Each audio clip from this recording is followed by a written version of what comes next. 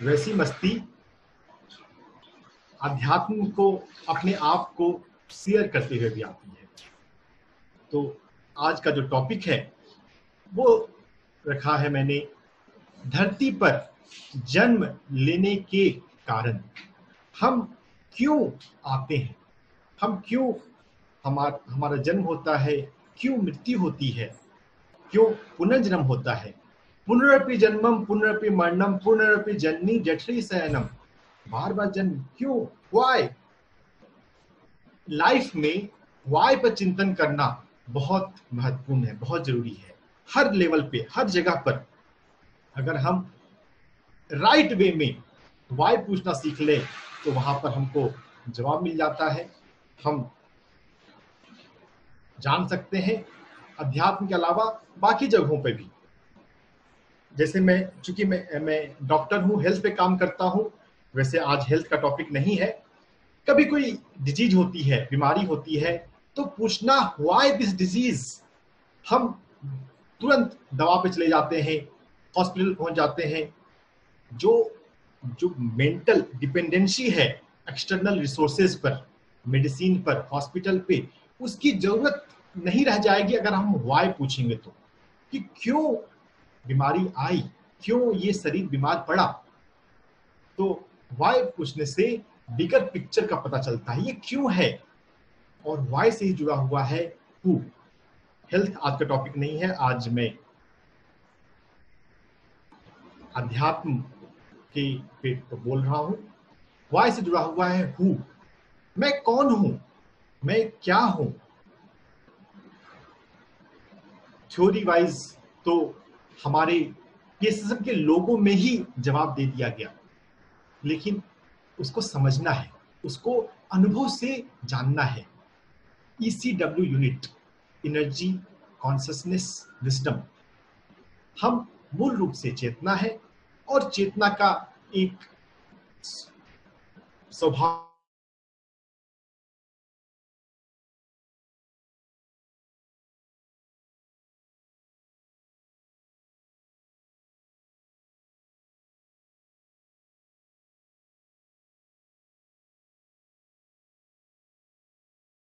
Formation है। ध्यान में आप चिंतन करेंगे कि मैं कौन हूं, मैं क्यों हूं, तो ये आपका नॉलेज बनाएगा, आपको अनुभव से पता चलेगा। सोल जर्नी हमें चिंतन करना चाहिए, समझना चाहिए कि हमारा ये जो जन्म है ये किस प्रकार होता है और कैसे। भगवत गीता में आता है, ना त्व वा अहम। कृष्ण अर्जुन से कह रहे हैं, ना तुम ना मैं, कभी ऐसा समय था जब नहीं थे। मतलब वी आर इटर्नल बीइंग। हम हमेशा हमेशा थे, हमेशा हमेशा रहेंगे। शरीर के, भौतिक शरीर के बीच में जो हमारा जन्म है, मृत्यु है, हम उससे ज्यादा कंसर्न है, इनकारनेशन। और टॉपिक भी वही है कि हमारा जन्म क्यों होता है। तो ये जो जन्म होता है, इसके जो कारण हैं वो हमारे कारण शरीर में, कॉजल बॉडी में है। ये जो पुस्तक है ये थियोसॉफिकल सोसाइटी की पुस्तक है, आर्थर ई पॉवेल के द्वारा। सभी लोगों को पढ़ना चाहिए कारण शरीर के बारे में। हमारे कारण शरीर में हमारे जन्म के कारण, हमारे बीमारियों के कारण, एक्सीडेंट्स के कारण, मृत्यु का कारण, पुनर्जन्म का कारण, सब कुछ होता है। डिजीज में खासकर जो क्रोनिक डिजीज है उसका तो कर्मों से कारण जरूर है। अब सर्दी खांसी बुखार है तो उसमें अब कर्म हम सोचने जाएंगे तो वो उतना अप्रोप्रिएट नहीं है। मंजू जी आप चैटिंग में लिख लीजिए रेज्ड हैंड। डिजीज कर्मा से जुड़ा हुआ है, जन्म कर्मों से जुड़ा हुआ है, और ये कर्मा हमारे कारण शरीर में स्टोर होते हैं। तो ये कर्म क्या है? कर्म तो बहुत हम सुनते हैं, लेकिन कर्म को ना बहुत बारीकी से, बहुत गहराई से समझने की जरूरत है। कर्म को कार्य कारण सिद्धांत के रूप में भी कह सकते हैं कि हमारे जीवन में हम जो भी कर रहे हैं या हमारे कारण से हो रहा है। देखिए, कर्मों की गति गहन है।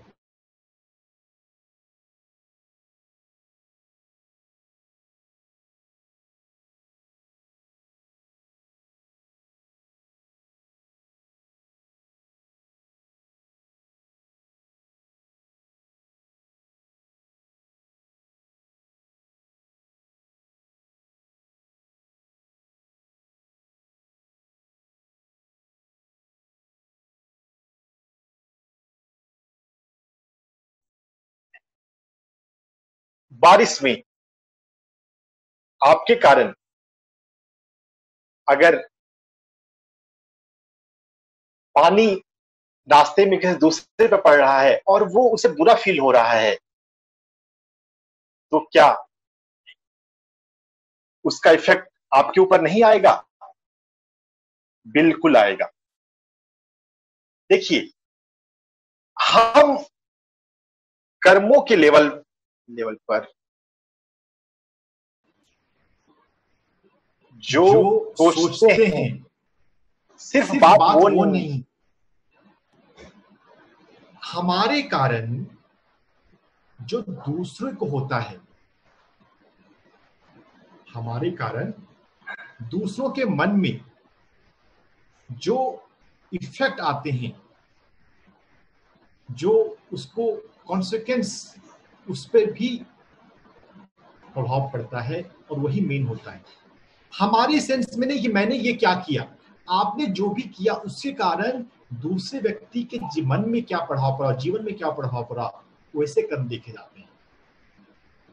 तो कर्मों को सिर्फ अपने पर्सपेक्टिव नहीं देखें, मैंने तो अच्छा कर दिया ना, नहीं, जो हम अच्छा कर रहे हैं उसको अच्छा करने का ढंग, उसको बोलने और बताने का ढंग, वो बहुत महत्वपूर्ण है। और कार्य कारण सिद्धांत, हम जो भी कर रहे हैं उसका कॉन्सिक्वेंस हमें मिलता ही है। इमेज के एग्जांपल से आप खूबसूरती समझ रहे हैं कि कोई हम ऐसा कर्म किए जिसका भाव काफी लंबे समय घूम के बाद आया, हमको तो लगता है कि अरे इसमें तो मेरा कुछ था नहीं। देखिए, कर्म जो है वो तो कई जन्मों के एक लंबे समय के हैं। आत्मा के लिए समय ज्यादा मैटर नहीं करता। आत्मा के लिए कर्मा का कॉन्सिक्वेंस वही मैटर करता है। टाइम फैक्टर वहां पे उतना सिग्निफिकेंट नहीं है। तो हमको लगता है कि अरे मैंने तो कभी किसी को हाइक किया नहीं, फिर पता नहीं मैंने तो जाने में किसी इस जन्म में तो मैंने किसी को कुछ किया नहीं है, फिर मुझे भगवान सजा क्यों दे रहा है। देखिए, भगवान सजा देने की बात जो है, जो लोग अध्यात्म में बिल्कुल कर्म कंसेप्ट से बिल्कुल नए होते हैं, यानी मुझे बीमारी क्यों आई, मेरी लाइफ में सिचुएशन क्यों आया है, कारण तो है। वो कारण आपको याद नहीं है, वो अलग बात है। याद करने का कोशिश करेंगे ध्यान में या ड्रीम के माध्यम से आपके स्पिरिट गाइड आपको बता जाते हैं। हर जगह पर कारण तो है, बिना कारण कुछ नहीं है। देयर आर नो इनजस्टिस, कहीं पर अन्याय नहीं हो रहा, हम बस उस बिगर पिक्चर को देख नहीं पा रहे, इसलिए हमको लगता है कि गलत हो रहा है। तो यहां पर बात समझनी है कि ये जो कर्म है ये अपने आप हमारे साथ होता रहता है। जो भी हमने दूसरों के साथ किया, अगर हम दूसरों के जीवन में अगर अनवांटेड चीजें डाली, अनवांटेड, तो वो हमारे जीवन में भी होगा, उस पर्सन के माध्यम से हो या किसी और पर्सन के माध्यम से हो, लेकिन होगा तो जरूर। जो हम दूसरों के साथ कर रहे हैं वही हमारे साथ होता है। There are no exception. हमारा हर एक कर्म वास्तव में हमारी अपनी ओर ही डायरेक्टेड है। अगर कोई व्यक्ति बिजनेस में कभी किसी को चीट करता है, कोई अगर चोरी करता है, तो वास्तव में वो खुद से ही चुरा रहा है, खुद अपनी ही धन की चोरी कर रहा है। अगर किसी को हम नुकसान पहुंचाते हैं, जो इविल माइंडेड लोग होते हैं जिसको हम एंटी सोशल एलिमेंट कहते हैं, वो वास्तव में अपना ही नुकसान कर रहे हैं। और इसका उल्टा भी सही है, अगर हम दूसरों की सेवा कर रहे हैं, दूसरों के जीवन में हम ध्यान या अध्यात्म ला रहे हैं, तो भी हम चेतना के तल पर अपना ही मदद कर रहे हैं। तो इसलिए जो भी सेवा करने वाले ध्यान मास्टर हैं, वो लाइफ में ना एक्सपेक्टेशन को छोड़ दें। एक्सपेक्टेशन जो है वो दुख का कारण है। गौतम बुद्ध ने हमें सिखाया, expectation is cause of misery. तो अगर जब हम किसी को दूसरे को ध्यान सिखाते हैं या किसी दूसरे के हेल्प करते हैं, तो रिटर्न की उम्मीद नहीं करनी चाहिए, नॉट इवन थैंक्स। अगर दूसरा व्यक्ति दे दे तो धन्यवाद, ना दे तो यूनिवर्स से हिसाब किताब रखें, जो कि रहता ही है अपने आप। हम जैसा बोते हैं वैसा पाते हैं। हमारा हर एक विचार, हमारा हर एक शब्द, उसका प्रभाव आता है। तो हम भूल जाते हैं जो हमने 20 साल 30 साल या पिछले जन्म में बोया, और हमको लगता है कि ये ऐसा क्यों आ रहा है। इसलिए जीवन में जब भी प्रॉब्लमेटिक सिचुएशन आए, कोई कन्फ्लिक्ट आए, तो वहां पर धैर्य से उसको बियर करना चाहिए। सफरिंग हो तो घबराना नहीं है, धैर्य रखना है। धैर्य सबसे बड़ा लेसन है कर्मों के level.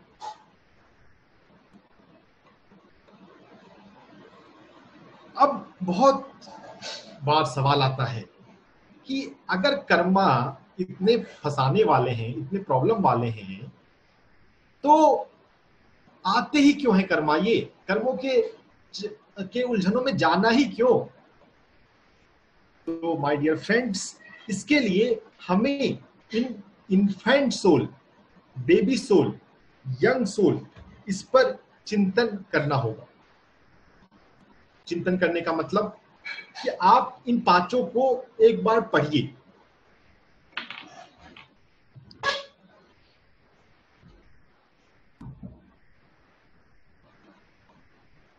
Infant soul, baby soul, young soul, mature soul.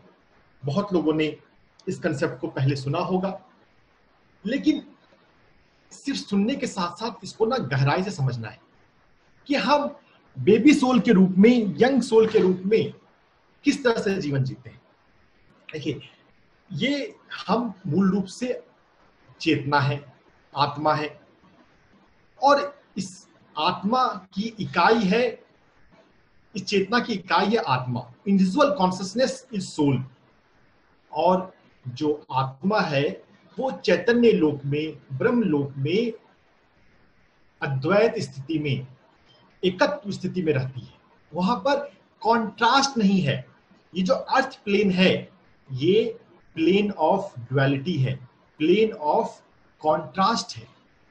तो यहां पर हम धरती पर अनुभव लेने आते हैं। बेबी सोल के रूप में, यंग सोल के रूप में हमारे जीवन में बस एक ही प्रायोरिटी होती है, अनुभव लेना। उस समय हम कर्मों वर्मों के बारे में नहीं सोचते। तो बेबी सोल के रूप में, यंग सोल के रूप में जो कर्म हमने एक्यूमुलेट कर लिए, माय डियर फ्रेंड्स, हमें उनको ओल्ड सोल के रूप में, मैच्योर सोल के रूप में बैलेंस करना ही होता है। देखिए, जो कर्मा है ये हमने कुछ इम्बैलेंस क्रिएट किया। जीवन में, प्रकृति में हर जगह पे ना संतुलन है। हमने कभी किसी के प्रति वायलेंस किया, हमने कभी किसी का फ्री विल रिस्ट्रिक्ट किया, तो हमें भी उस तरह के अनुभवों से गुजरकर इस बात को समझनी है कि ऐसा चीज नहीं करना है। तो जो कर्मा क्रिएट हुए, जब हमको सिर्फ एक्सपीरियंस लेने का ही पड़ा था, तो उसको हमें चुकाना होता है उन अनुभवों से गुजरते हुए, पेशेंस के साथ, धैर्य के साथ। जब कभी कार्मिक एक्सपीरियंस, कार्मिक इफेक्ट हमारे जीवन में आ रहे हैं, उस समय अगर हम कंप्लेन करते हैं, भगवान तू ना बड़ा निर्दयी है, देख मैं इतना अच्छा काम करती हूँ फिर भी तू मुझे इतना दुख देता है। अगर कंप्लेन करते हैं तो complain is also sort of mental karma. You are not understanding law of karma, law of balance, law of cause and effect. Patience के साथ बिहेव करना है और हमें सर्विस करनी है, सेवा। सेवा पे आने से पहले मैं इस एक्सपीरियंस के लेवल पे एक बात कर दूं कि एक जो एक्सपीरियंस है ये कॉन्शियस एक्सपीरियंस भी होता है और अनकॉन्शियस एक्सपीरियंस है। बेबी सोल, यंग सोल के रूप में हम अनकॉन्शियस एक्सपीरियंस कर रहे हैं, बस जीवन में जी रहे हैं। क्यों जी रहे हैं इसकी फिक्र नहीं है, क्यों कर रहे हैं, क्या कर रहे हैं, ये इतना बुद्धि और विवेक नहीं होता, बस कर रहे हैं। जब एक्सपीरियंस के प्रति हम कॉन्शियस होने लग जाएं तो हम ना उसको इंजॉय करते हैं। तो इंजॉयमेंट एक दूसरा कारण है धरती पर जन्म लेने का, कि आत्मा के लोक में कोई कॉन्ट्रास्ट नहीं है, वहां तो अद्वैत है। अद्वैत को एकत्व या एकात्म भी कहा और समझा जा सकता है।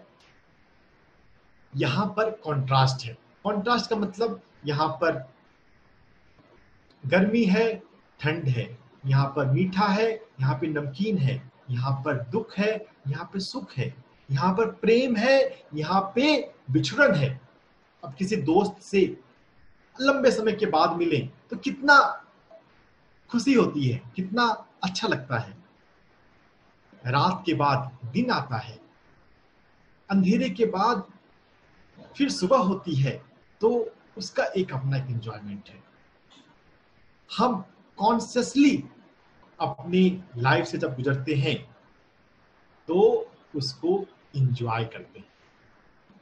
एक्सपीरियंस से तो सभी गुजर रहे हैं, बेबी सोल, यंग सोल भी गुजर रहे हैं, लेकिन वो अनकॉन्शियसली जा रहे हैं, उनको पता नहीं है वो क्यों कर रहे हैं।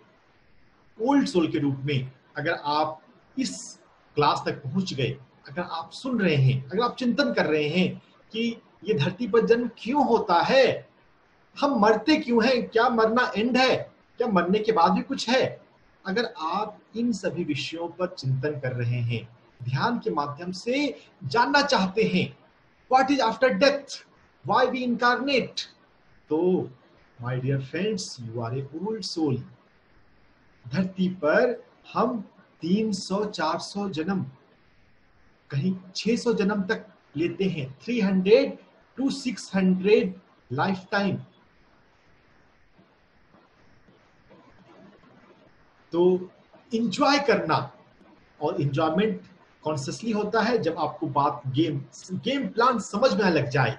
अच्छा, ये कर्मा का इफेक्ट अभी आ रहा है, उस जन्म में मैंने किया था उसका भी इफेक्ट ये आया, ओके, मैं इसे शांति से अनुभव लेकर निकाल दूंगा। जब कोई कार्मिक कॉन्सिक्वेंस, कार्मिक इफेक्ट आ रहे हैं तो शिकायत नहीं करना चाहिए दोस्तों, उसको पेशेंस के साथ बियर करें, उसको ओके रहें और लाइफ में छोटी छोटी खुशियों को एंजॉय करना सीखें। देखिए, जीवन में कोई बहुत बड़ी चीज आए तभी एंजॉय करना है, ऐसा नहीं होना चाहिए। छोटे बच्चे देखिए, किसी भी बात से वो खुश हो जाते हैं, किसी भी बात से खेलने लग जाते हैं, कोई छोटी चीज भी मिल जाए उसको भी वो एंजॉय करते हैं, सेलिब्रेट करते हैं। हमें ये सीखना है एंजॉय करना, और जैसे जैसे आपको ये कॉन्शियस होता जाएगा आप इसको एंजॉय करने ही लग जाएंगे। और यहाँ पे एक और बहुत इंटरेस्टिंग बात है कि जब ये पूरा सृष्टि का खेल, ये आत्मा जन्म मरण का मैकेनिज्म समझ में आने लग जाए तो 300 जन्म, 600 जन्म, तो अगर 300 जन्म है या 301 जन्म है, इससे बहुत ज्यादा फर्क क्या पड़ जाता है। तो बहुत सारे ध्यान साधक मास्टर चाहते हैं कि ये मेरा ये जन्म आखिरी जन्म हो, ऐसा सोचना अच्छी बात है, लेकिन हमें ना डिवाइन प्लान के, कॉस्मिक प्लान के हार्मनी में, सिंक्रोनिसिटी में जीवन चलना चाहिए, जीना चाहिए। अगर पृथ्वी ग्रह की जरूरत हो ग्रैंड कॉस्मिक प्लान की रिक्वायरमेंट हो, तो एक जन्म अगर एक्स्ट्रा भी हो जाए तो क्या फर्क पड़ जाता है। अगर सर्विस करने के लिए या किसी और कारण से आना हो तो ज्यादा व्यग्र नहीं होते कि इसी जन्म को आखिरी जन्म बनाना है। देखिए, जितना आप समझोगे कर्मों को उतना तो आपका ये आखिरी जन्म हो जाएगा। लेकिन सिर्फ चाहने से साथ साथ हमें ना चिंतन करना चाहिए, चिंता नहीं करनी चाहिए, चिंतन करना चाहिए। Karma balancing, Karma releasing, balancing और रिलीजिंग में थोड़ा सा छोटा सा फर्क आ जाता है कि जब हमने कुछ बोया है तो उस बोए का फल हमें मिलेगा, तो उसको हम समझते हैं, पेशेंस के साथ बियर करते हैं। उसको न्यूट्रल करने के लिए, उसके इफेक्ट को कम करने के लिए हम अपोजिट पॉजिटिव कर्मा करते हैं। बहुत सारी आध्यात्मिक परंपराओं में कहा जाता है कि हमें अपने संसाधनों का, हमें अपने मंथली इनकम का 10% कम से कम स्पिरिचुअल वर्क के लिए, सोशल वर्क के लिए कंट्रीब्यूट करना चाहिए। वो एक एवरेज पैटर्न है कि हम हमारे माध्यम से सोसाइटी का भी कुछ भला हो। हमेशा जो जहां भी स्पिरिचुअलिटी की बात आए हमें बढ़ चढ़कर हिस्सा लेना चाहिए। तो ये क्या है, ये बैलेंसिंग में कंट्रीब्यूट करता है। लेकिन रिलीजिंग, अगर किसी व्यक्ति के प्रति आपके मन में द्वेष है, किसी ने आपको कोई धोखा दिया, कुछ मिसबिहेव किया, आपको याद आता रहता है अरे ये बंदा ठीक नहीं किया। देखिए, याद करते रहने से वो उसका सॉल्यूशन नहीं होगा। उसको फॉरगिव करना और रिलीज करना वो जरूरी है। तो जब रिलीज करने की बात हो तो वहां पे टाइम फैक्टर ज्यादा नहीं होता, अंडरस्टैंडिंग फैक्टर मेन होता है। जब बैलेंसिंग है तो वहां तो जो जितने, अगर हमने 10 कांटे बोए हैं दूसरों के जीवन में, तो हमें तो वो 10 तो एक्सपीरियंस करने ही पड़ेंगे। हाँ, उसके इफेक्ट को कम करने के लिए आप फूल भी लगाएं, दूसरों के जीवन में सुगंध लेकर आए, खुशियां लेकर आए, तो वो बैलेंसिंग। और रिलीजिंग में हम फॉरगिव करके उसको रिलीज कर देते हैं, अपने आप को डिटैच कर लेते हैं। रिलीज करने के लिए एक और फैक्टर है, ध्यान से आता है ज्ञान, आत्मज्ञान। अगर हमें अद्वैत का अनुभव हो जाए, हम चेतना है इस बात का अनुभव हो जाए, फिर हम बॉडी कॉन्शियसनेस से तो ऊपर उठ जाते हैं। जब शरीर ही हम नहीं हैं तो शरीर के लेवल पे जो हमने अनुभव लिया, जो कर्म किया, उससे हम कितना अपने आप को एसोसिएट करेंगे? नहीं करेंगे। हम हर चीज को सरेंडर मोड पे करने लग जाएंगे। तो अगर हम आत्मा की स्थिति में जीने लग जाएं, ध्यान योग से आता है ज्ञान योग। ज्ञान किसका? आत्मा का, चैतन्य ब्रह्म का। तो फिर कर्मा, ध्यान की अग्नि से कर्म जल जाते हैं, हम सरेंडर मोड में आ जाते हैं। तो कर्मों को ट्रांसेंड करने का वह भी एक बात का भी तरीका है। इसके अलावा Karma balancing, Karma releasing, going through experience and enjoying. उसके अलावा सर्विस, सेवा। सेवा क्या है? देखिए, सेवा है दूसरों के जीवन में माध्यम बने दिव्यता की। दुनिया में, पृथ्वी ग्रह पे, हर जगह तो देखिए डिवाइन कॉन्शियसनेस ही होना चाहिए। हर काम डिविनिटी से इंस्पायर्ड हो, केयर हो, कंपैशन हो, म्यूचुअल रिस्पेक्ट हो। जहां जहां पे ये नहीं है वहां वहां पे देर सवेर कभी न कभी स्ट्रगल आएगा और लोग जानेंगे। अभी जैसे पैंडेमिक में, कोरोना पैंडेमिक में बहुत लोगों की इकोनॉमी सफर हो रही है, बहुत सारे लोग टफ टाइम से गुजर रहे हैं। तो इस सिचुएशन में वो चिंतन करने को मजबूर है कि ये जिंदगी क्या है। तो जहां पे भी डिवाइन कॉन्शियसनेस ऑलरेडी है, जहां पर पहले से लोगों ने समझ रखा है कि हमें जो भी काम करना चाहिए वो डिवाइन अवेयरनेस से, डिवाइन पावर के कम्युनियन में करना चाहिए। जो भी हम काम करें उसमें मीडियम बन के करें। हम नहीं कर रहे, कर तो वही रहा है।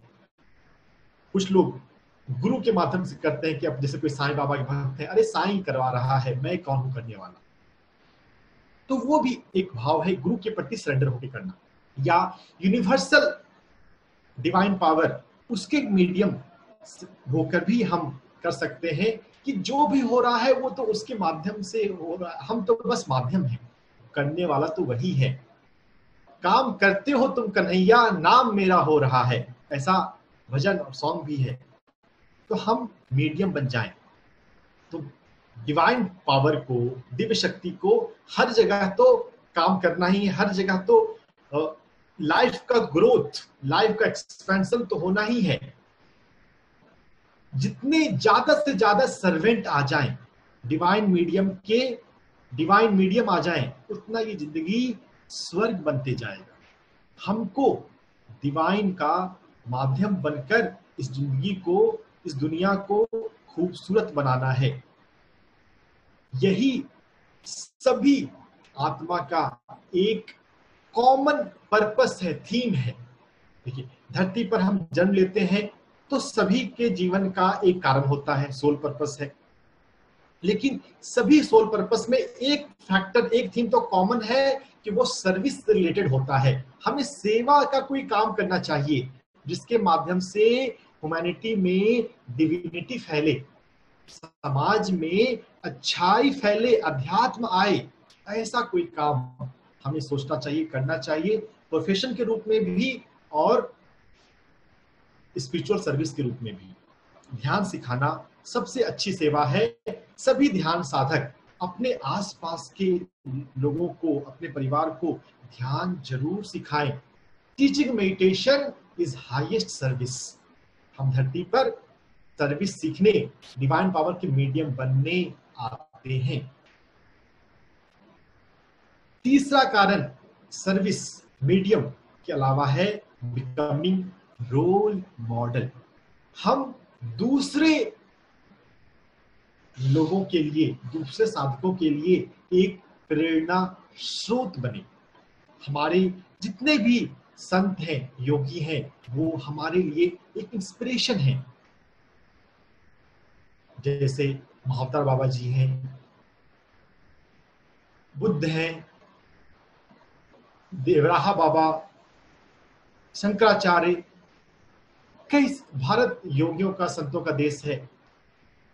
सभी संत, बहुत सारे संत दूसरों के लिए रोल मॉडल बनते हैं कि अगर महाअवतार बाबा जी ऐसा कर सकते हैं तो क्या हम नहीं कर सकते? हम भी कर सकते हैं, हमें भी करना चाहिए। अगर पत्री जी हजारों किताबें पढ़ सकते हैं तो क्या हम नहीं पढ़ सकते? हम भी पढ़ सकते हैं, हमें भी पढ़ना चाहिए। तो हम दूसरों के जीवन में रोल मॉडल बनने भी आते हैं। कितने सारे आत्माओं का, खासकर उच्च आत्माएं, एडवांस सोल का ये लाइफ पर्पस होता है। उनके जीवन में कोई कर्मा नहीं है। धरती पर जन्म लेने का कारण सिर्फ कर्म नहीं होता। कर्म करने के अलावा कितनी बार हम दूसरों को इंस्पायर करने के लिए, दूसरों को सपोर्ट करने के लिए आते हैं। मैं ओशो से सबसे ज्यादा जुड़ा रहा। ओशो के जीवन में जिक्र आता है मग्गा बाबा, और 2-3 संत उनके जीवन में आते हैं जो जस्ट बस उनके जीवन में होते हैं। कोई बहुत ज्यादा टीचिंग नहीं है, कोई बहुत ज्यादा कम्युनिकेशन, कुछ कुछ है, उनकी आपस की बातें हैं, ज्यादा ओशो ने बात बताया नहीं। जब इनलाइटनमेंट से जस्ट पहले बहुत बार हमारे जीवन में बहुत सारे हमारे लिए रोल मॉडल होते हैं, हमारे लिए सपोर्ट सिस्टम होते हैं। तो यह भी एक बहुत बड़ा कारण है धरती पर। और एक बहुत बड़ा कारण ध्यान के अनुभव के बाद आता है अहम ब्रह्मास्मि। अब ये जो ब्रह्म है वो तो चेतना के रूप में, कॉन्शसनेस के रूप में भी है। We are fundamentally consciousness. हम मूल रूप से चेतना है, चैतन्य ब्रह्म है। लेकिन इस ब्रह्म का जो स्वभाव है वो क्या है?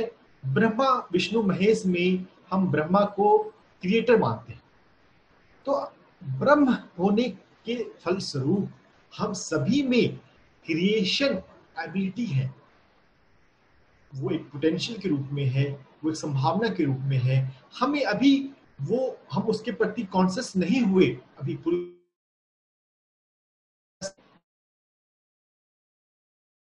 लेकिन जानने हम थोड़ा बहुत तो कर ही रहे हैं। हम हमारे जीवन में हमारा जो छोटा सा घर है, अगर हम घर बनाते हैं तो वो हमारा क्रिएशन है। आप अगर सजाते हैं, करते हैं, तो उसमें आपका को क्रिएशन है। वी आर क्रिएटर्स एंड को क्रिएटर्स। ये क्रिएटर्स और को क्रिएटर्स क्या कि अब इस धरती पर 7 बिलियन लोग हैं, तो क्या सिर्फ मेरा ही जिम्मेदारी है इस पृथ्वी को सुंदर बनाना? नहीं, उस सभी 7 बिलियन सोल्स का रोल है। तो हम सभी को क्रिएटर्स हैं।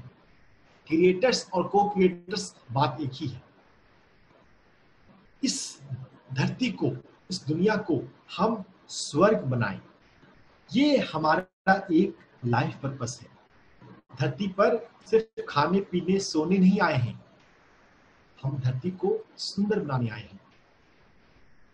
Let's create heaven on this earth. धरती पर स्वर्ग बनना चाहिए, आना चाहिए। न्यू एज की बात हो रही है, एक्वेरियन एज की बात हो रही है, 5th डायमेंशन की बात हो रही है कि धरती पर 3rd डायमेंशन से हम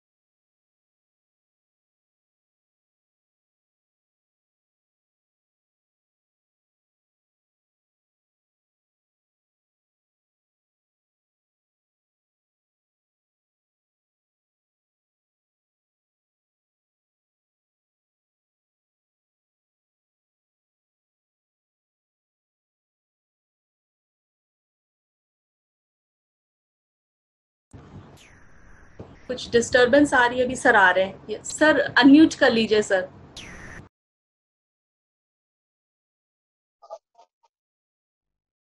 असुविधा के लिए खेद है।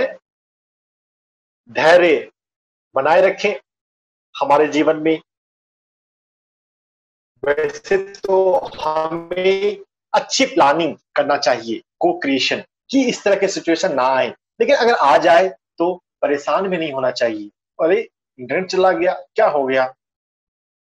दोस्तों, हर परिस्थिति में धैर्य एक बहुत बड़ा हमारे लिए लेसन है।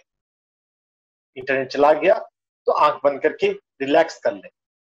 और वैसे भी हमें बार बार बीच बीच में हर 1 घंटे पर, हर थोड़ी देर पर अपने आप को सेंट्रलाइज करना चाहिए। कोई भी काम शुरू करने से पहले, अंत करते हुए हम ध्यान में उतरें, ध्यान में जाएं और अपने केंद्र से सोर्स, जो सोर्स को हम हेवन की तरफ से मानते हैं। देखिए, कोई ये आसमान की बात नहीं है कि ऊपर है हायर डायमेंशन, ये हायर फ्रीक्वेंसी की बातें हैं। तो हमारा जो ये लॉजिकल माइंड है, ये नीचे ऊपर के सेंस में सोचता है।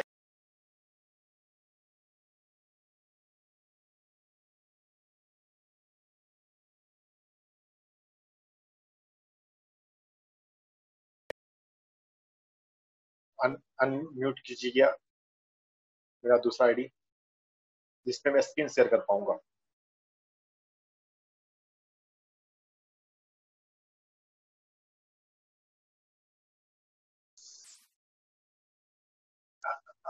मोनिका मैम या जो भी हैं, हाँ सर, कर दिया है सर। मोबाइल को अपने कंप्यूटर को अनम्यूट कीजिए।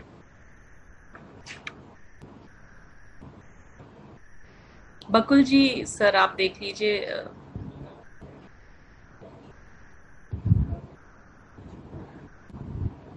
धैर्य इंग्लिश में से इंग्लिश में आ रहा है।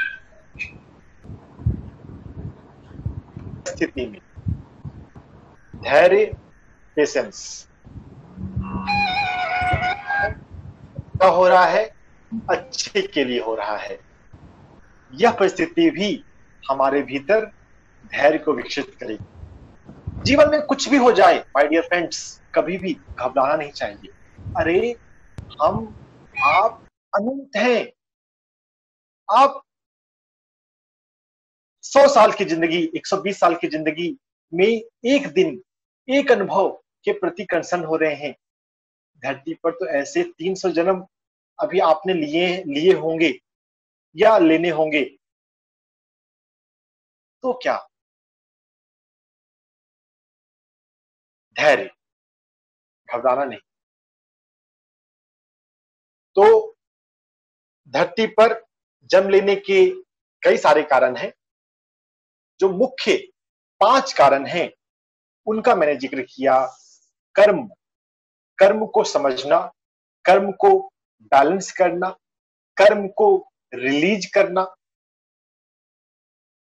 अपने जीवन में जो भी अनुभव हो रहे हैं उनको एंजॉय करना, बहुत ज्यादा सीरियस नहीं हो जाना। ये क्यों हुआ, मैंने इतना मेहनत किया फिर भी काम मेरा नहीं बना। धैर्य रखो, नहीं बना फिर से कोशिश करना। Sir hello sir. Enjoyment, service. हम सिर्फ जीवन ना जिए, सिर्फ खाना पीना सोने के अलावा हम अपने आसपास के लोगों में अध्यात्म लाएं, अच्छाई लाएं, धैर्य के साथ ध्यान सिखाएं। जब ध्यान हम सिखाते हैं, जो नया व्यक्ति है उसको कुछ नहीं पता, ज्यादा नहीं पता, तो उसको थोड़ा पेशेंस के साथ ध्यान सिखाना चाहिए। अपने तरफ से आप आर्ट ऑफ कम्युनिकेशन सीखें, राइट वे में एक्सप्लेन करना कि दूसरे व्यक्ति को समझ कैसे आता है। अब कुछ बच्चे हैं तो उनको कहानी के माध्यम से, फिक्शन स्टोरी, मूवी के माध्यम से, कोई इंटेलेक्चुअल है तो उसको भगवत गीता और उपनिषद के माध्यम से, कोई साइंस वाला व्यक्ति है तो उसको डेविड हॉकिंस के पावर वर्सेस फोर्स के माध्यम से,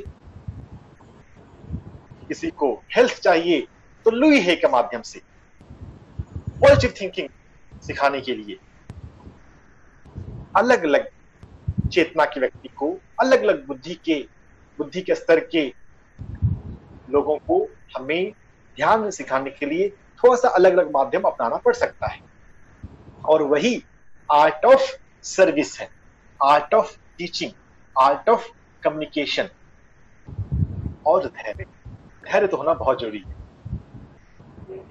साधक के लिए भी और नए शिक्षकों के लिए।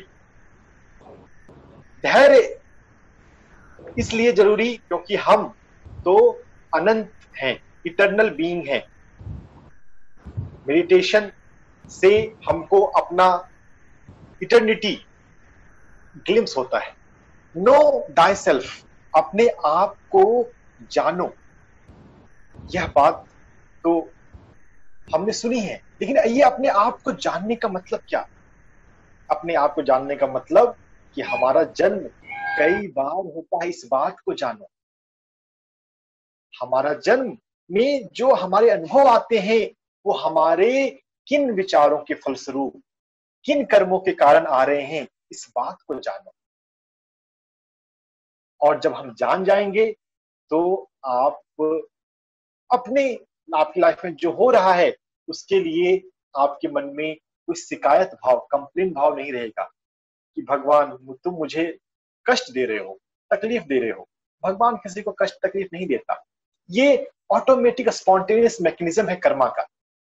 हाँ, स्पिरिट गाइड्स और मास्टर्स ऑफ कर्मा होते हैं हमें सपोर्ट करने के लिए, लेकिन वो कर्मा में इंटरफेयर नहीं करते। अगर हम उससे पूछें, अगर हम पत्री जी से, डॉक्टर न्यूटन से, किसी अच्छे मास्टर से, टीचर से पूछें तो वो हमें बताएंगी, लेकिन वो कर्मा नहीं लेते। बहुत सारे ऐसा समझते हैं कि गुरु कर्मा लेता है, गुरु कर्मा नहीं लेता। गुरु तो आपको कर्मों से बाहर आने का रास्ता बताता है। तो गुरु से, मास्टर से, भगवान से कर्मों को कम करने के लिए नहीं बोलना चाहिए। जब कभी प्रॉब्लम आ रही हो, कोई बीमारी आई हो, तो ऐसा नहीं बोलना चाहिए कि भगवान मेरा कैंसर ठीक कर दो, मेरा ये बीमारी ठीक कर दो, मुझे ऑपरेशन ना कराना पड़े। इसकी बजाय हमें बुद्धि मांगना चाहिए, ज्ञान मांगना चाहिए कर्मों का, कि मुझे समझ में आए कि कर्मों के व्हील से, चक्र से कैसे बाहर आते हैं। कर्म को कार्मिक व्हील के रूप में कहा गया, क्योंकि ये जीवन घूमता है। हम जिन अनुभवों से गुजरे उसी अनुभवों से आते हैं जब तक हम उनको बैलेंस ना कर लें। Life experience repeats unless lesson is learned. जब तक सीखे नहीं वो चीज हमारे जीवन में आएगी। कोई अनुभव, कोई प्रॉब्लमेटिक पर्सन आपके जीवन में आ रहा है तो हो सकता है आपको कर्मों के लेवल पे कुछ सीखना है, कुछ बैलेंस करना है। कंप्लेन मत करें दूसरे व्यक्ति के प्रति या सिचुएशन के प्रति, कर्मों को समझें, उसको रिलीज करना सीखें, फॉरगिवनेस करना सीखें, पॉजिटिव कर्मा करना सीखें, प्रार्थना करना सीखें, सभी लोगों के लिए प्रार्थना करें। सर जी विशेन लखियानी बुक रिकमेंड करते हैं, जो माइंड वैली के फाउंडर हैं। विशेन लखियानी ने अपने जीवन के अनुभव में बताया कि वो जब अपनी जॉब में प्रॉब्लम से गुजर रहा था तो वो जब भी किसी से भी बात करता था तो पहले उसके लिए प्रे करता था, उसको उसके लिए प्रार्थना करता था कि इसका जीवन अच्छा हो। और उसने ये हैक पाया कि दूसरों के लिए प्रार्थना करने से उसके काम थोड़े ज्यादा नंबर में बनते हैं, ज्यादा फ्रिक्वेंसी में बनते हैं। तो दूसरों प्रार्थना करने से हमारे काम भी बनते हैं, कर्मा तो बैलेंस होता है, तो हमारे रिश्ते अच्छे हो जाते हैं। रिश्ते अच्छे हो, हमारा कार्मिक कनेक्शन, वाइब्रेशन अच्छा हो, तो हर जगह पर काम बेहतर बन जाएगा। आप किसी से भी कुछ भी डील करने जा रहे हैं, वैसे कर्मों से बाहर आने के लिए प्रॉब्लमेटिक सिचुएशन में हम उसको ठीक करना चाहेंगे, लेकिन उसके साथ साथ एक जनरल पैटर्न भी हम बना सकते हैं कि हम सभी के लिए प्रार्थना करेंगे, सबको सन्मति दे भगवान, सभी के लिए हम ब्लेस करें, सभी को शांति मिले, सभी को सद्बुद्धि मिले, हमारे सामने जो भी आए हम उसके लिए प्रार्थना करें। यह भी एक बहुत अच्छा ढंग अपनाया जा सकता है। हमें प्रार्थना करनी चाहिए बुद्धि के सेंस में, प्रार्थना मांगने के लिए नहीं, भगवान मुझको ये दे दो, मेरा कैंसर ठीक कर दो, मेरी ये बीमारी ठीक कर दो, नहीं। अगर प्रार्थना करनी है तो बुद्धि, मेरे पास कर्मों की समझ आए, मेरा जन्म क्यों हुआ है, what is the purpose of my life, वो आए, उस सेंस में हम प्रार्थना करें अगर करना है तो। इन सभी बातों के साथ मैं अपना टॉपिक 5 कॉज ऑफ इनकारनेशन, धरती पर जन्म लेने कारण, थोड़े समय के लिए। सर दूसरा मोबाइल लॉग आउट हो गया है सर, शायद एक बार सर चेक कर लीजिए। हाँ, लॉग आउट हो गया है, इंटरनेट की प्रॉब्लम आ गई, तो आप इसी पे आप चल जाए काम। अब मैं तो दिख ही रहा हूँ ना, आवाज भी आ रही है। सर अगर आप हम लोगों को दे देंगे तो हम लोग भी दिखा सकते हैं सर। नहीं, अब आपने हमें 12:10 तक का समय मिला है, तो 12:10 तो हो गए हैं, इसलिए यस सर, बिल्कुल सर। बहुत बढ़िया। बहुत बढ़िया सर, बहुत बढ़िया, थैंक यू वेरी मच, बहुत अच्छा। थैंक यू किसी मनोज जी, को थैंक कोई यू। क्वेरीज हो, कुछ पूछना हो? यस, चित्रा बेटा, आपको अगर कुछ पूछना हो या किसी को भी कुछ पूछना हो, आपके पास अभी मौका है। सर अभी बिल्कुल सामने है, यू कैन आस्क। कई बार सर बच्चों ने ये पूछा है, खासकर, और बड़ों ने भी पूछा है सर ग्रुप में, कि सोल्स क्या अलग होती हैं, या जो बेबी सोल जिनको कहा जा रहा है, क्या उन्होंने ज्यादा कम जन्म लिए हैं? ये लोग जानना चाहते हैं।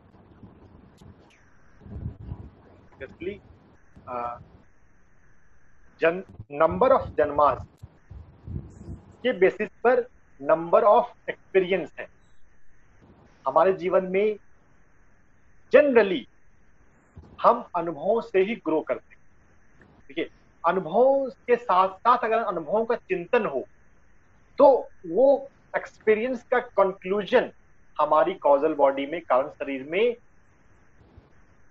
एक्यूमुलेट होता है, इससे कॉजल बॉडी का ग्रोथ होता है।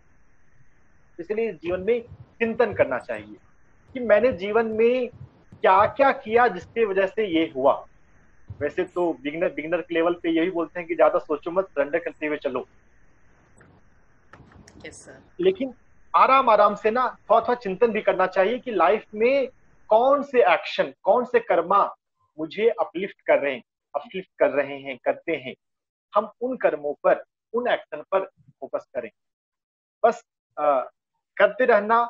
अगर सरेंडर का भाव आ गया है तो वो भी एक ठीक है बिगनर्स के लिए, लेकिन हम चिंतन भी कर सकते हैं। बेबी सोल, यंग सोल के नंबर ऑफ इनकारनेशन कम है, ऑब्वियस है ये बात। अभी उनका अगले जन्म में या भविष्य के जन्मों में वो भी कभी ना कभी ओल्ड सोल के लेवल पे आएंगे। इसीलिए बहुत बार पत्री जी कहते हैं कि अगर कोई व्यक्ति ध्यान नहीं सीख पाता, तो हम बहुत ज्यादा उसके पीछे छोड़ दें, वो अगले जन्म में आएगा, इट्स ओके। बहुत ज्यादा ना हमें अटैच भी नहीं होना चाहिए जब हम किसी को ध्यान सिखाने लगते हैं। हाँ, हमें अपने तरफ से अच्छी कोशिश करनी चाहिए, लेकिन अगर बात ना बने तो छोड़ दीजिए। थोड़ा सा प्रयास करने के बाद बहुत ज्यादा पीछे मत पड़िए, अगले भविष्य के जन्मों में वो आएंगे। बेबी सोल, यंग सोल के नंबर ऑफ इनकारनेशन कम है, और इनकारनेशन चाहे जो भी हो, ओल्ड सोल में भी, अर्ली ओल्ड सोल में चिंतन कम है। अगर चिंतन करें तो फिर ज्यादा होगा फायदा। तो हमें हर एक पूर्णिमा को या कोई भी एक टाइम हम ना अपने जीवन में ऐसा करा लें कि हमें ना अपने लाइफ पे कॉन्टेम्पलेट करना है कि मृत्यु के बारे में, जन्म के बारे में, सोल पर्पस, लाइफ पर्पस के बारे में। मैंने जब अपने जीवन पे कॉन्टेम्पलेट किया, पत्री जी ने 7 साल पहले ही मुझे कहा कि स्वामी जी आप स्पिरिचुअलिटी में फुल टाइम आइए। उस समय मैं हॉस्पिटल में जॉब कर रहा था, तो मुझे समझ में नहीं आया कि मैं क्या करूंगा। तो मैंने तो उस समय कुछ ज्यादा नहीं बोला, बस फिर धीरे समझ में आया कि दुनिया में जो एजुकेशन है regarding the health, regarding the medical, कि हम अपने कॉन्शियसनेस पर, अपने माइंड पर, अपनी एनर्जी पर काम करते हुए हील कर सकते हैं। इसको, नॉलेज को फैलाने की जरूरत है। तो मैं फिर हैप्पीली, विलिंगली एक्यूपंक्चर, एक्यूप्रेशर को फेस रखते हुए alternative healing, life style medicine, ये साइंटिफिक टर्म है, लाइफ स्टाइल मेडिसिन, हार्वर्ड और स्टैनफोर्ड में कोर्स भी चल रहे हैं इसके ऊपर। अभी भारत में अभी उतना पॉपुलर नहीं हुआ है, मैं उस पर काम करने लग गया हूँ। Basically life style medicine is psychosomaticity, mind body medicine, and consciousness, अपने कर्मों पर काम करना। तो वो मैं करने लग गया, वो मैंने अपना समझा कि मुझे यही करना चाहिए, तो मैं अब खुशी खुशी वो कर रहा हूँ। और जब हम सोल पर्पस को समझते हैं, लाइफ पर्पस को समझते हैं ना, तो करने में ही मजा आता है। देखिए, कर्म, ये भगवत गीता में आता है कि कर्म करो, रिजल्ट के बारे में मत सोचो। जब हम अनकॉन्शियस लाइफ जी रहे होते हैं तो हम बहुत ज्यादा रिजल्ट ओरिएंटेड होते हैं, लेकिन जैसे जैसे हम कॉन्शियस होते जाते हैं या सरेंडर मोड में आते जाते हैं, हम ऑटो इंट्यूशन से अंतरात्मा की आवाज के अनुसार करते हैं और उसको एंजॉय करते हैं। वो करना ही एंजॉयमेंट होता है, करना ही आनंद है, आत्मा में रहना ही आनंद है। कोई रिवॉर्ड मिलेगा, कोई अवार्ड मिलेगा, कोई बहुत रिटर्न मिलेगा तभी मैं खुश होऊंगा, वैसा नहीं होता।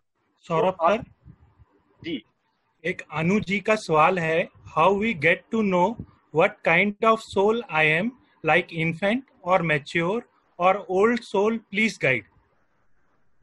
देखिए सबसे पहले तो हमारे पास ध्यान का एक गहरा अनुभव होना चाहिए।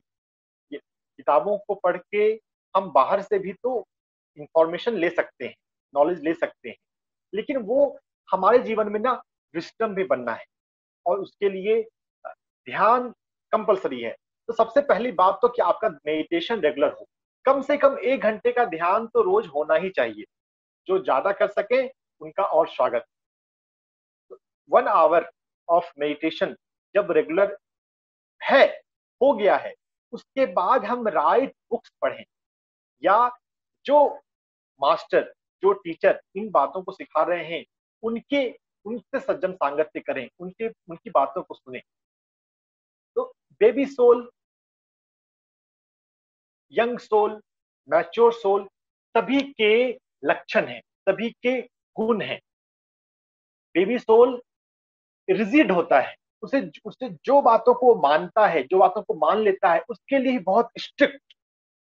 ब्राह्मण ही सबसे ऊंची जाति है, भारत ही सबसे महान देश है, बाकी तो सब, मैं बस भारत का मैं बहुत प्रेम करता हूं ऐसा।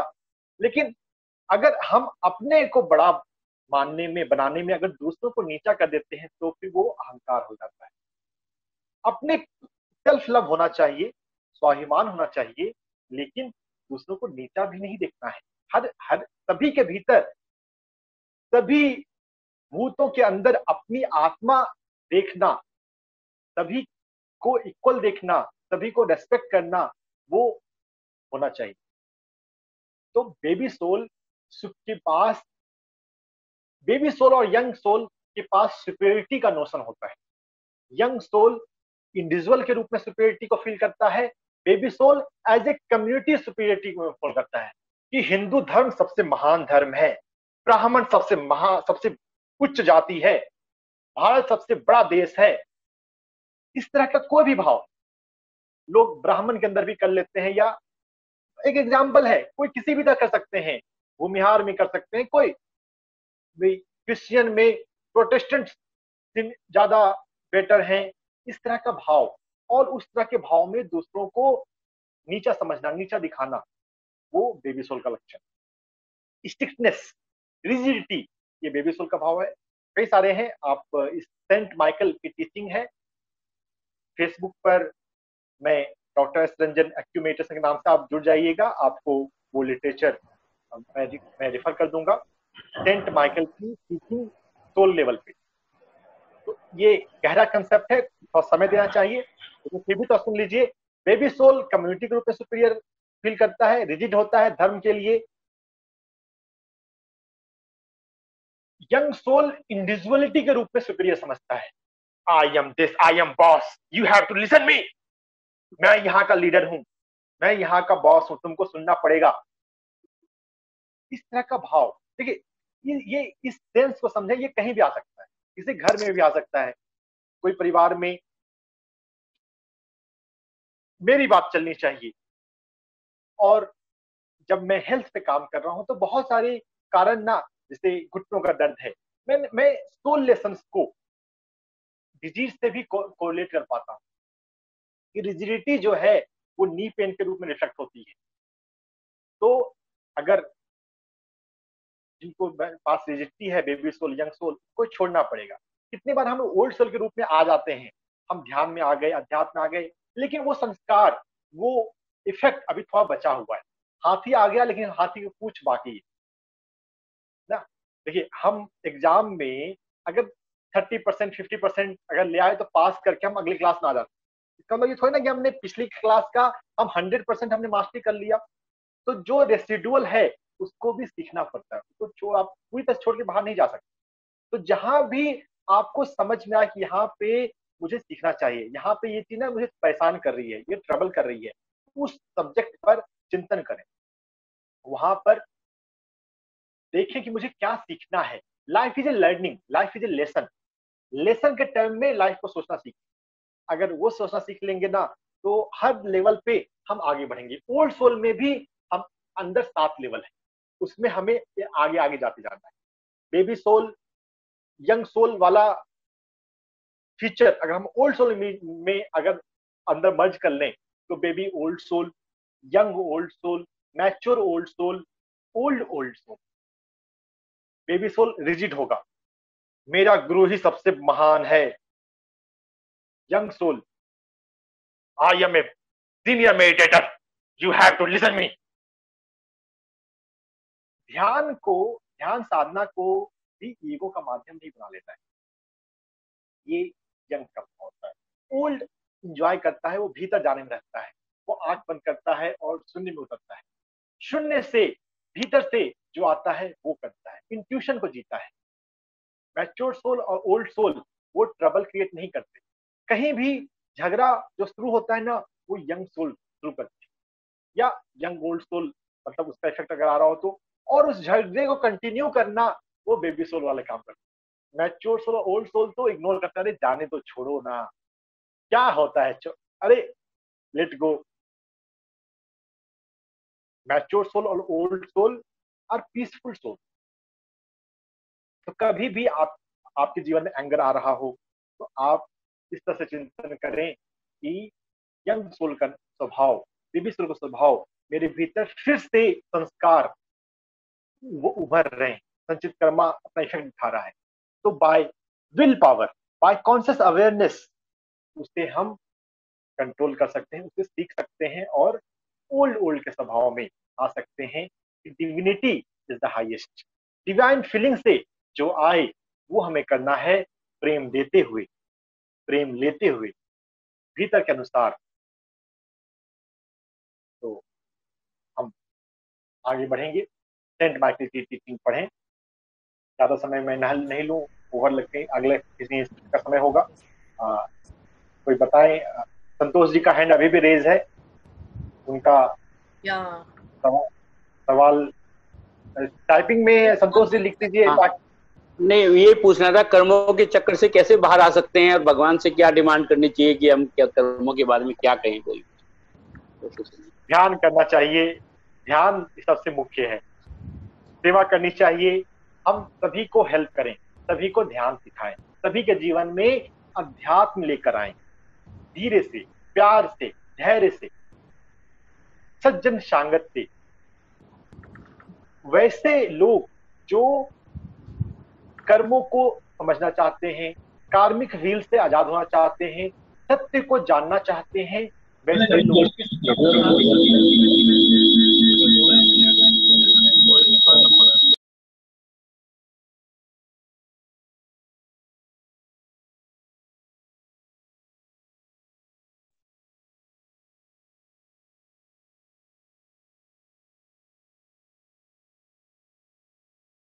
कर्म को समझने के लिए जो लोग प्रयास कर रहे हैं, जो सत्य के पिपासु हैं, सत्य के मुक्षु हैं, ऐसे लोगों की हमें संगति करनी चाहिए। ध्यान,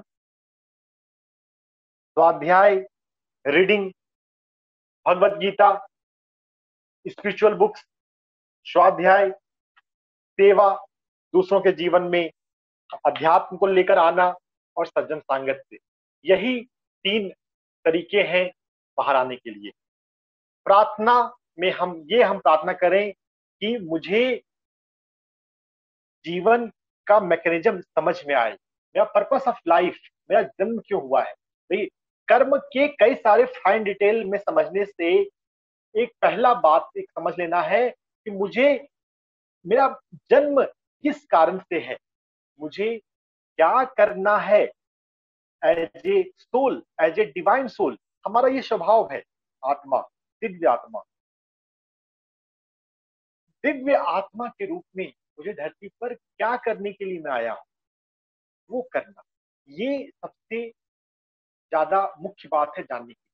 फिर तो कर्मा में बहुत सारी बातें जानना है, अपने पास्ट लाइफ के कर्मास के अनुसार और इस लाइफ टाइम में भी पहले के कर्मा के अनुसार। जहां भी हमारे लिए सफरिंग है, जहां भी हम प्रॉब्लम फेस कर रहे हैं, बहुत जगह पर उसमें कर्मों का रोल होता है। धैर्य के साथ ध्यान करते रहेंगे। कोई बुक है जी कर्मों के बारे में, कोई बुक है जिसकी कर्मों का पूरा डिटेल? बहुत सारी बुक्स हैं, बहुत सारी बुक्स हैं। कोई सबसे हिंदी में ज्यादा कोई हिंदी में कोई बुक है तो बता दो कर्मों के बारे में। हाँ, माइकल न्यूटन की बुक इंग्लिश में है journey of soul, destiny of soul. उसको ओशो धारा प्रकाशन ने हिंदी में ट्रांसलेट किया है आत्माओं की यात्रा, आत्माओं की महायात्रा।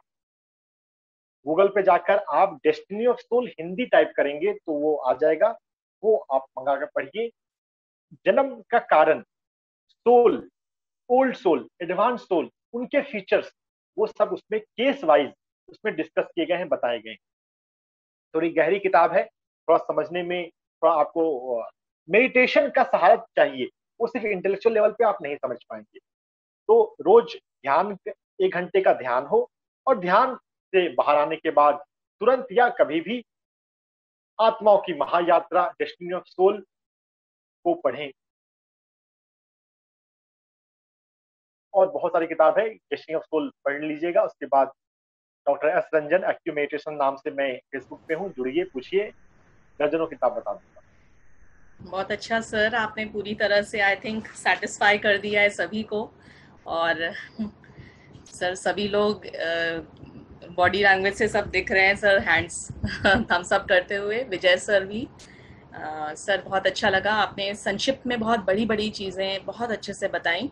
और डायग्नोस्टिक क्या है कर्म का, एक्चुअली वो आपने पूरा अच्छे से समझा दिया।